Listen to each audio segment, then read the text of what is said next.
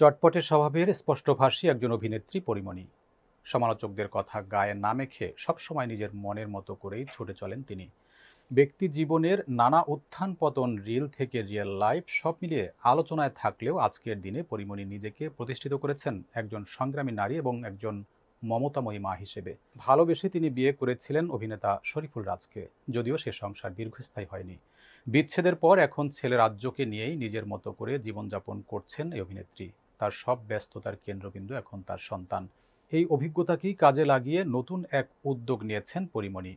Body নামে একটি online ভিত্তিক ব্র্যান্ড শপ চালু করেছেন তিনি, যেখানে বিক্রি হচ্ছে মা ও নবজাতকের জন্য প্রয়োজনীয় জীবনযাপনের পণ্য সামগ্রী। চলতি বছরে ভালোবাসা দিবসে বডির যাত্রা শুরু হয়, আর দেখতে দেখতে পার হয়ে গেছে কয়েকটি মাস। সবকিছুর মাঝে এবার বডি নিয়ে মানব কল্যাণে এক বিশেষ উদ্যোগ নিয়েছেন এই অভিনেত্রী। পরীমণি বলেন, সবাই জানেন চলতি বছর ভালোবাসা দিবসে মা ও শিশুদের জন্য যাত্রা শুরু করেছে আপনাদের সবার প্রিয় প্রতিষ্ঠান বডি। শুরুর পর থেকে এখন পর্যন্ত আপনাদের যে ভালোবাসা পাচ্ছি তা আমাকে সামনে এগিয়ে যেতে সাহস দিচ্ছে। আর তাই এবার বডি গর্ভবতী মা ও নবজাতকদের পাশে থাকার জন্য আরও একটি নতুন উদ্যোগ নিয়েছে।